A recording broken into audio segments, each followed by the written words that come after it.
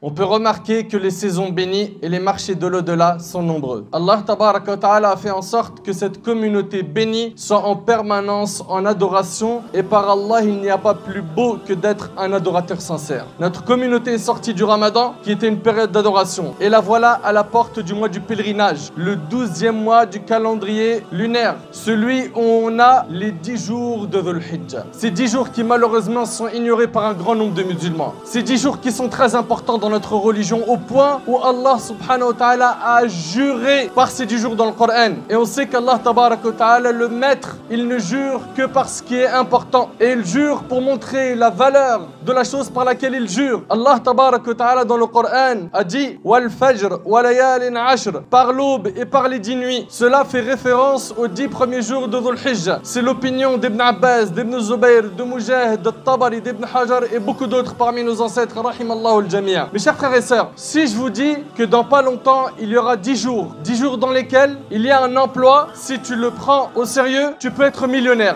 10 jours, tu les consacres à ce travail, tu deviens millionnaire. Qui d'entre nous va penser à autre chose que cet emploi? L'étudiant va peut-être faire un break dans ses études. Celui qui travaille va peut-être poser des congés. Pourquoi? Parce qu'en 10 jours, il peut être millionnaire. Il sait qu'ici, il peut gagner énormément. Et l'appât du gain, vous savez très bien, ça attire tout le monde. Là, mes frères et sœurs, on ne parle pas de millions d'euros, mais on parle de grandes récompenses auprès d'Allah subhanahu wa ta'ala. On parle d'une occasion en or où tu peux te racheter auprès d'Allah. On parle d'une occasion où tu peux te réconcilier avec ton maître. Le prophète sallallahu alayhi wa sallam a dit: les meilleurs jours de ce monde sont les 10 jours de Dhul Hijjah. Et quand on dit les 10 jours, est-ce qu'on parle de la première décade, la deuxième ou la troisième? On parle de la première, c'est-à-dire c'est les 10 premiers jours du mois de Dhul Hijjah qui arrivent dans quelques jours, bi'idhnillah. Malheureusement, un grand nombre de musulmans sont insouciants face à ces occasions en or où on peut gagner beaucoup. Vous savez, mes frères et sœurs, quand quelqu'un va chez le médecin et que le médecin, en le consultant, il s'aperçoit qu'il a au départ une petite maladie. Puis, il continue à creuser et le médecin voit une autre maladie. Et il continue à creuser jusqu'à ce qu'il voit un cancer. On est bien d'accord que ce médecin va d'abord traiter le cancer avant les autres maladies. Pourquoi? Il va fonctionner par ordre de priorité. Nous, malheureusement, on a plein de problèmes, on a plein de mashakil. On a des épreuves dans le travail, des épreuves dans nos familles, des épreuves de santé, des épreuves dans le couple, des épreuves, on en a, en veux-tu, en voilà. Mais la plus grande épreuve qu'on a et face à laquelle nous sommes insouciants, c'est qu'on s'est éloigné d'Allah et on s'est attaché à ce bas monde. Et s'il y a quelque chose à soigner en priorité, c'est ça, c'est le plus grand problème qui nous a touchés. L'attachement aveugle à cette dunya, au point où on ne pense plus à l'akhira, l'au-delà. On a vendu l'au-delà pour un vil bas monde, pour un petit peu d'argent, pour le pouvoir, pour la notoriété. On est prêt à lâcher notre religion et on se plaint des problèmes. Tu n'as pas soigné le plus grand de tes problèmes, à savoir ta relation bancale avec Allah. Dans quelques jours, on va accueillir les 10 jours de Dhul Hijjah. Ces 10 jours qui ont un grand mérite. Ibn Hajar rahimallah, il dit que ces 10 jours ont une particularité spéciale. Vous savez c'est quoi? C'est que toutes les adorations sont réunies dans ces 10 jours.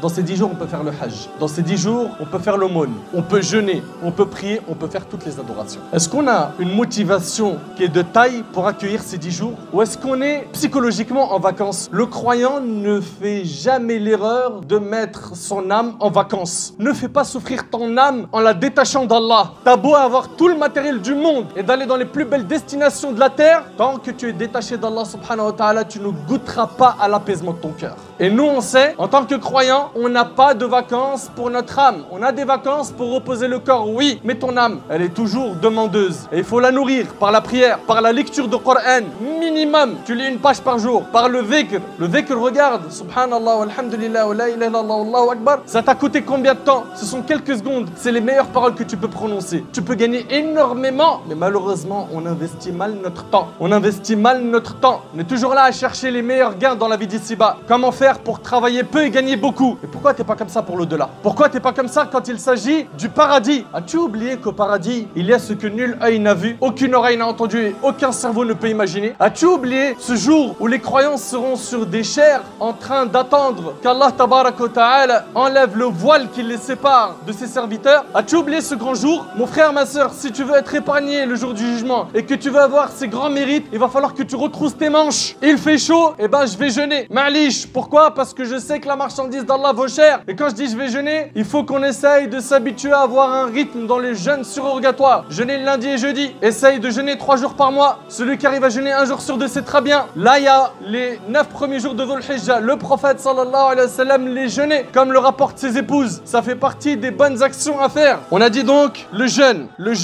des 9 premiers jours. Pourquoi pas le 10e? Car le 10e jour de Dhul Hijjah, c'est le jour de l'Eid. Et le jour de l'Eid, c'est interdit de jeûner en islam. Deuxièmement, multiplie le dhikr pendant ces jours. Le dhikr, c'est les formules de rappel. Comme le fait de dire Subhanallah, Alhamdulillah, La ilaha illallah, Allahu Akbar, La hawla wa la quwwata illa billah. Selon Abdullah ibn Umar, radiyallahu anhu, le prophète sallallahu alayhi wa sallam a dit: il n'y a pas de jour plus important auprès d'Allah et au cours desquels les œuvres sont plus aimées de lui que durant ces 10 jours. Donc, dans cette période, répétez les formules Allahu Akbar, La ilaha illallah, Alhamdulillah. Le hadith il est rapporté par l'imam Ahmad. Partout où on se trouve, multiplions le dhikr. Dans la mosquée, à la maison, sur le chemin du travail. Ne perds pas de temps. Donc multiplions le dhikr. Allah yajazikum khair. L'imam al-Bukhari rapporte qu'Ibn Umar et Abu Huraira radiallahu anhuma allaient au marché pendant les 10 jours et ils répétaient Allahu Akbar et les gens répétaient derrière eux. Ils étaient là à faire revivre la sunna du prophète sallallahu alayhi wa sallam. Également, parmi les actions à faire pendant les 10 jours de Dhul Hijjah, le Hajj et la Umrah. Pendant ces 10 jours, multiplie la lecture du Coran. Les prières surrogatoires. Fais des efforts en faisant des prières à la nuit. D'ailleurs, Saïd ibn Jubayr, le grand rapporteur de hadith, faisait énormément d'efforts pendant ces 10 derniers jours et il disait même: n'éteignez pas vos lampes pendant les 10 dernières nuits de Dhul Hijjah. Également, l'aumône et les liens de famille. Également, se repentir régulièrement. La multiplication des demandes de pardon. Le fait de réparer les injustices commises. Préserver ses sens, surtout l'ouïe, la vue et la langue. Le dua.